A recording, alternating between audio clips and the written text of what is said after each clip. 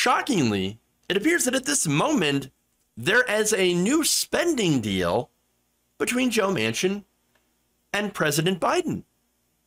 Well, this is completely unexpected.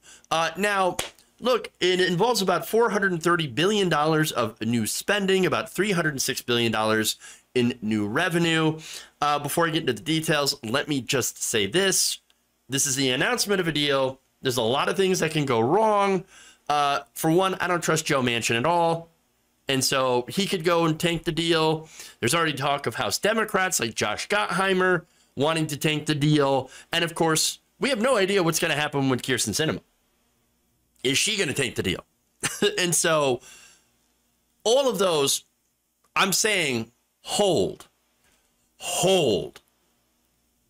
Nothing is final yet until it is signed by Joe Biden. So now, all right, let's dive into the details, right? So according to the outline of the deal, and again, we don't have the particulars here and where exactly all the money is going to go. This was broken down by Ryan Grimm. So now, look, here's what's going on. So the outline that we've seen, and you can see all the asterisks there, right? The estimates are raising revenue using a 15% corporate minimum tax. Oh, interesting. You have prescription drug pricing reform, using Medicare to negotiate prices. I'll get into all the details here, right? But this is just an outline. Enforcing the tax code, carried interest loophole, closing that. An investment, we'll go into the investments here of, again, about $433 billion, of $369 billion in energy, security, and climate change. Okay. Interesting. We'll get into the details on that. And an additional $64 billion in Affordable Care Act, with about $300 billion in total deficit reduction. So, all right. Now, again, Grimm, who broke this down, noted that the $369 billion for energy security and climate change would represent the biggest climate investment made by any country ever, and will unlock potentially trillions of dollars in private capital, which he says is waiting on the sidelines for the types of subsidies, credits, and guarantees this bill would include. So understand, this is a lot of public money going to private companies. Well, let's be honest about that. So now it's projected, though, to reduce carbon emissions by 2030 by about 40%. Okay, if that's true, if that actually happens, well, that's pretty big. Is it enough? Not necessarily, but is it a game changer? I think it would be, about 40%. Now, that's a big if. Now, Representative Ro Khanna also told Ryan Grimm this. An initial review of the agreement indicates that this will mark a historic direct investment in renewable energy, okay, and will unleash hundreds of billions of private investment for moonshot projects. Khanna says he has spent months working with Joe Manchin to keep him in talks, and says that it has finally paid off. And he said activists who have been insisting on getting something done on climate should feel proud that we've gotten to this point. I think that's right. Even if it doesn't do everything it ought to, it at least gives humanity a shot. Well, again, I am not going to cheer until all the details are fully explained, where we know where the money's going, and it gets signed by the president. Again, there's a lot of ifs here, a lot of ifs.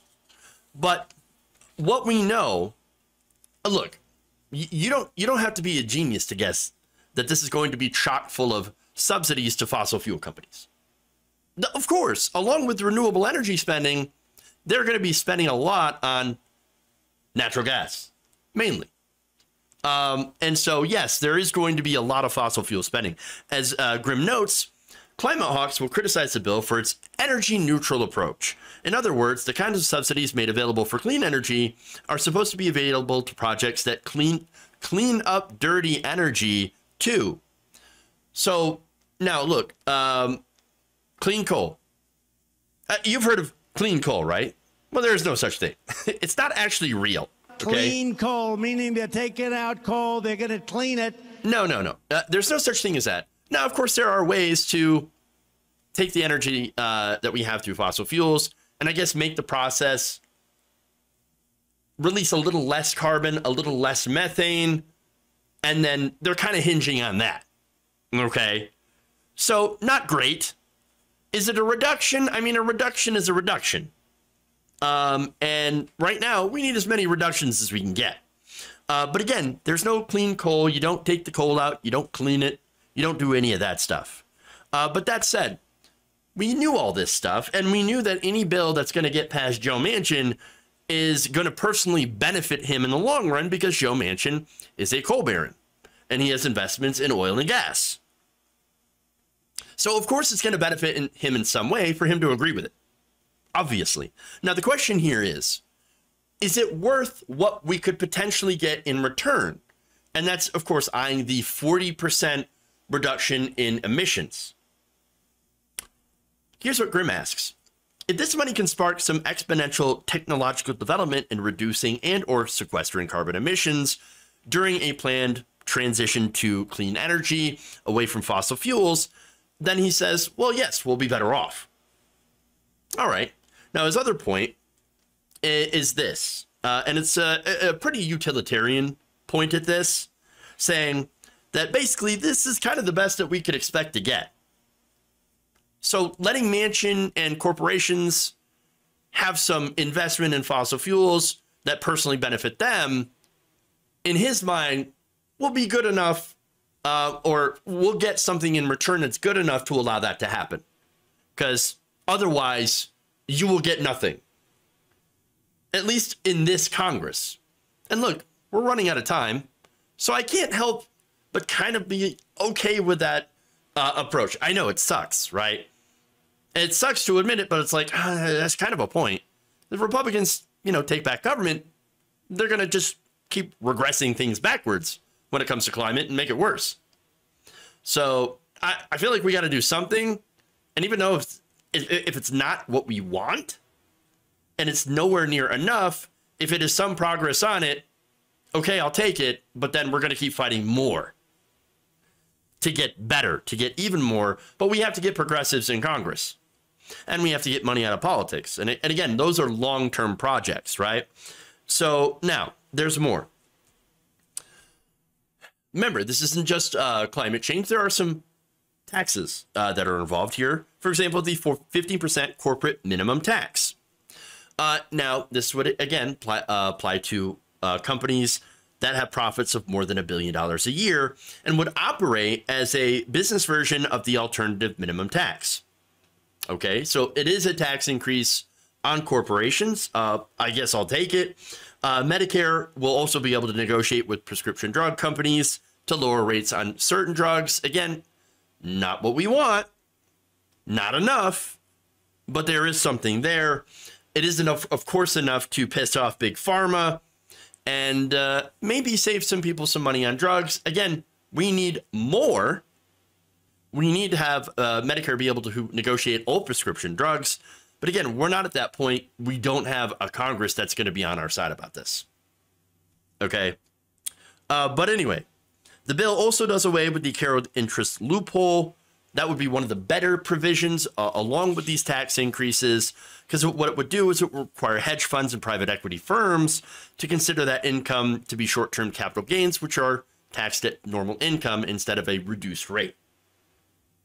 So now, as Grimm notes, though, and also, as a lot of progressives are pointing out, that's probably the most likely to get stripped out by someone like Kyrsten Sinema.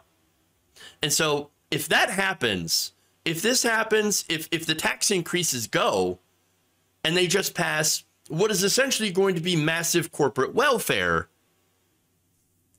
well, that's a disaster. And so that's not going to be good at all. But expect something like that to happen. Again, the cynicism here I think is pretty real, and we should expect to get screwed somehow. Now, there's more. The expansion of the ACA subsidies. Again, that will help people. That will keep insurance premiums from spiking even more so than they normally do, because, again, the premiums for insurance continue to go up and up and up, even though we're dealing with inflation. We're dealing with all these other costs that have increased.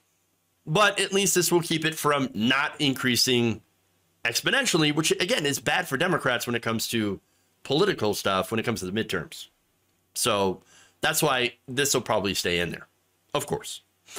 Which again, corporate handouts, right?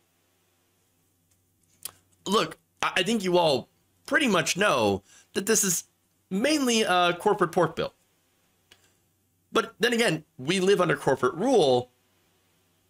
Nothing is going to get by this Congress without being laden and stuffed with handouts.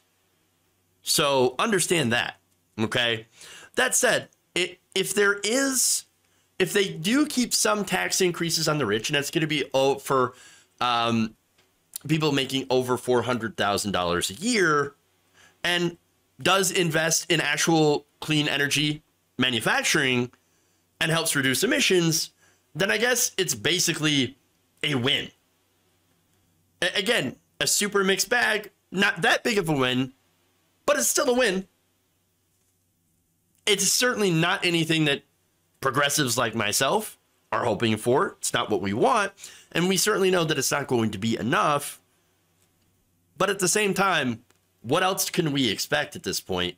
We are basically, as progressives, we don't have a real seat at the table. And besides, I didn't even expect anything like this to get proposed at all.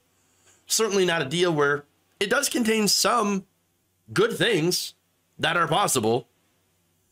That is, of course, if it does not get stripped out by the aforementioned group of corporate Democrats in the House, as well as people like Kirsten Sinema. So, you know, big ifs. I would definitely keep your cynicism there. But maybe we can hope for a little bit of good.